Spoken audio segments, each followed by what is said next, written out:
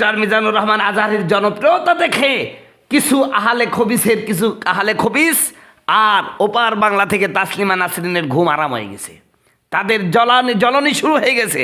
তারা বিভিন্নভাবে ডক্টর মিজানুর রহমান আজহারীকে ছোট করার অপপ্রয়াস চালাচ্ছে। আমার ভাইয়ের আপনার দেখলাম ওই যে মুজাফফর বিন কাজ্জাব, এই মুজাফফর তিনি বলতেছে, তার কাছে প্রশ্ন করা হয়েছে মিজানুর রহমান আজহারী থেকে কি এলেম নেওয়া যাবে? তিনি বললেন যে কান ধরি তওবা করেন, আর ওর থেকে এলেম নেওয়া যাবে না, সব যত এলেম খালি এই কাজ্জাবের থেকে নেওয়া লাগবে। আমার কথাগুলো হয়তো বা অনেকেই কষ্ট পেতে পারেন, কিন্তু এর চেয়েও বলা মানে কঠিন কথা বলা উচিত। কারণ এই মুজাফফর বিন মোহসেনকে দেখলে আমার আবু জাহেলের কথাই মনে পড়ে, মনে হচ্ছে আবু জাহেলের এটা জেরক্স কপি।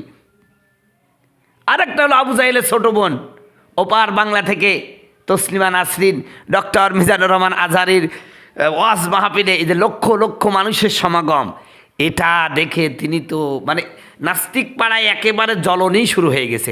দাও দাও দাও দাও করে সচিবালয়ে যেমন আগুন ধরেছে সেরকম আগুন ধরে গেছে। আমি সেই আগুনের তীব্রতা একটু প্রশমিত করার জন্য, মলম দেওয়ার জন্যই কথা বলছি। তাসলিমা নাসরিনকে বলি, শোনো, তোমাদের মতন আবু জাহেলের ছোট বোনরা, আবুল আহাবের স্ত্রীরা সারা জীবন ইসলামের বিরোধিতা করেছে, ইসলামী স্কলারদের বিরোধিতা করেও ইসলামকে রুখতে পারে নাই। তুমিও পারবে না। তুমি নিজেকে দাবি করো নাস্তিক, অথচ তুমি ধ্যানে মনে হিন্দু। উনি কিন্তু মুসলিম নেই, মানে নাস্তিকতা নাই, তিনি কিন্তু হিন্দু ধর্মে প্রবল বিশ্বাসী। হিন্দু ধর্মে সব রীতিনীতি তার ভালো লাগে, কিন্তু ইসলাম ভালো লাগে না। কারণ ইসলাম ভালো লাগে না এই কারণে, ইসলাম মানতে গেলে বড় বড় বোতল খাওয়া যাবে না, প্রতিদিন একটা বয়ফ্রেন্ডও পরিবর্তন করা যাবে না। এজন্যই ইসলামের প্রতি এত তার বিষোদ্গার। সম্মানিত বন্ধুগণ, সেই তাসলিমা নাসরিন ওপার বাংলা থেকে কি বলছে শুনেন। বাঙালি মুসলমান জাতটা নষ্ট হয়ে গেছে, একে নিয়ে আর আশা নেই। মিজানুর রহমান আজহারী নামের এক লোক গাঁজাখড়ি সব ইসলামের গপ্প বলেন, সঙ্গে সুরেলা গলায় গেয়ে দেন কোরআনের আয়াত, যে আয়াতের মাথা মুন্ডু কিছুই বুঝে না নষ্ট জাত। কক্সবাজারে হেলিকপ্টার থেকে নেমে আজহারী মুঘল সম্রাটের মতন সিংহাসনে বসে 2 ঘন্টা নষ্ট জাতের নষ্ট মগজ আরও নষ্ট করে সম্ভবত কোটি টাকা পকেটে নিয়ে বাই বাই বলেন। কেন? সানি লিওন এসে যদি কোটি টাকা নিয়ে যেতে পারে, তে ইসলামিক স্কলাররা কোটি টাকা নিলে এত জ্বলে কেন? ফতে আলী পাকিস্তানের শিল্পী, মাত্র 2 ঘন্টায় যেখানে বিপিএল এর prize money, champion prize money 2 কোটি, সেখানে ফতে আলী এসে 3 কোটি নিয়ে গেল। তসলিমা নাসরিনের কোনো স্ট্যাটাস দেখলাম না। আর মিজানুর রহমান আজহারী টাকা নিলে এত জ্বলে কেন? কোথাও কথা বলছে তিনি 7 লাখ টাকা নিয়ে গেলেন। আরে ভাই, সেখানে যে লোক হয়েছে ও যদি 2 টাকা করে দেয়, তো মিজানুর রহমান আজহারী যে 7 লাখ নিলেন ওর তো 4 ডবল দিয়ে গেছে। তাহলে আপনারা এত বাদে কেন? তো এরপরে তিনি বলছেন, আজহারী ঠিক কিনা প্রশ্নের উত্তরে ঠিক বলার জন্য জড়ো হয়েছিল 15 লাখ লোক।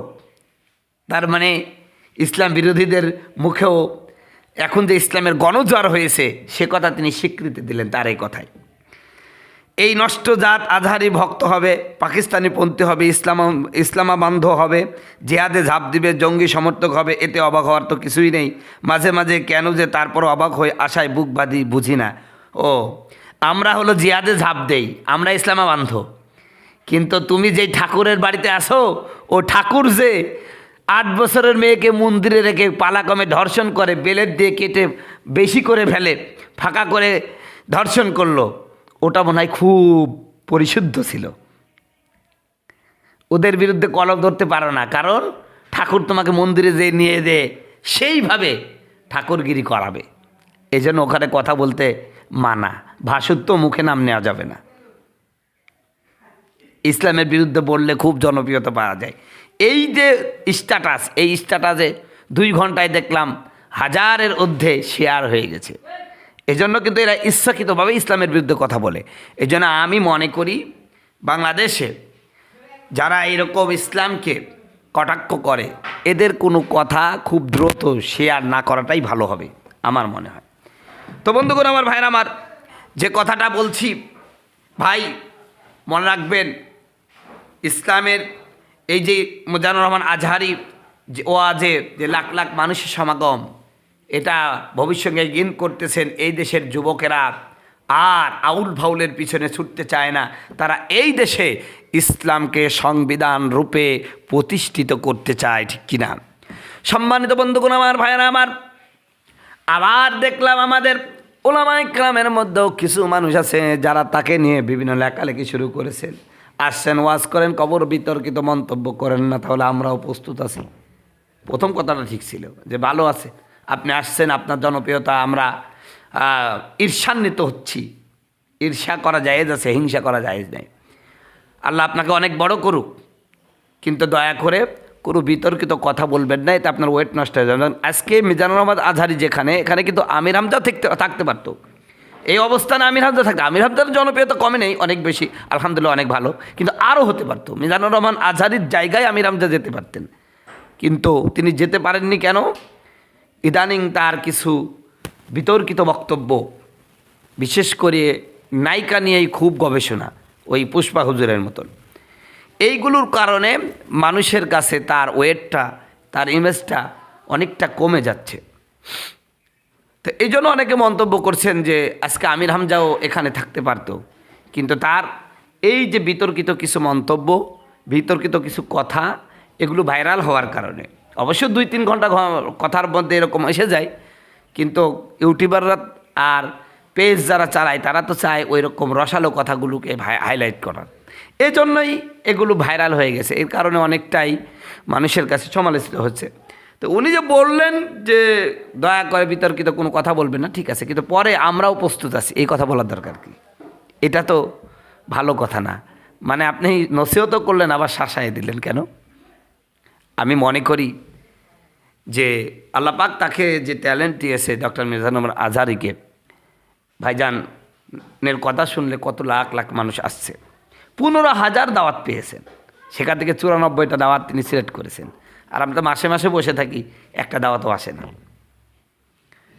15,000 দাওয়াত তিনি পেয়ে গেলেন, আর আমরা মাসের পর মাস বেশি আছি কয়টা? কোনো মাসে 10টা, কোনো মাসে 5টা, কোনো মাসে 7টা। এই হলো আমাদের দাওয়াত। অতএব আমরা তাকে নিয়ে সমালোচনা করা মানে এটা বোকামি। বরং আল্লাহর দোয়া করে আল্লাহর কাছে যে তার আমার মাধ্যমে হয়তো বা আমাকে আল্লাহ কবুল করছে না, ওইভাবে তাকে কবুল করছে, তার মাধ্যমে ইসলামকে বিজয়ী করে দিক, এই মনোভাব রাখেন। আর হিংসা বিদ্বেষ আমরা দেখতে চাই না, আর হিংসা বিদ্বেষ দেখতে চাই না। আজকে মিজানুর রহমান আজহারির পিছনে আহলে খবিসদের পাতি শায়েকগুলো যেভাবে লেগেছে, মনে হচ্ছে ওনারা হকের ডিলার, সব সই ওনারাই বুঝে। আর আমরা মানে ঘোড়ার ঘাস কাটি, আমরা হাদিসও পড়ি না, কোরআনও পড়ি না, এমন একটা অবস্থা। তিনি জাল হাদিস বর্ণনা করেন, নাউজুবিল্লাহ। এই সমস্ত পাতি শায়েকগুলোকে কাছে পেলে মনটা বলে যে একটা ভালো করে যদি চটকানা দিতে পারতাম, তাহলে এই শায়েকগুলো ঠিক হলো। বিশেষ করে এখন মুজাফফরের যে বর্তমান পরিস্থিতি চলছে, এবং বিশেষ করে জনপ্রিয় আলেমদের বিরুদ্ধে তার যে বিষোদ্গারমূলক ফতোয়া, এই জন্য আমি মনে করি জনসম্মুখে কিছু জুতার বাড়ি যদি দেওয়া যেত, তাহলে এই লোকটা কিছুটা হলেও থেমে যেত। মনে রাখবেন, ওই যে সর্বশেষ মিজানুর রহমান আজহারি ভাইয়ের সেই কথাটাই বলি, মন্তব্য করে গন্তব্য ঠেকানো যায় না, মন্তব্য করে গন্তব্য ঠেকানো যায় না। আল্লাহ সুবহানাহু ওয়া তাআলা এই বাংলার জমিনকে ইসলামের জন্য কবুল করুক, সকলে বলুন আমিন।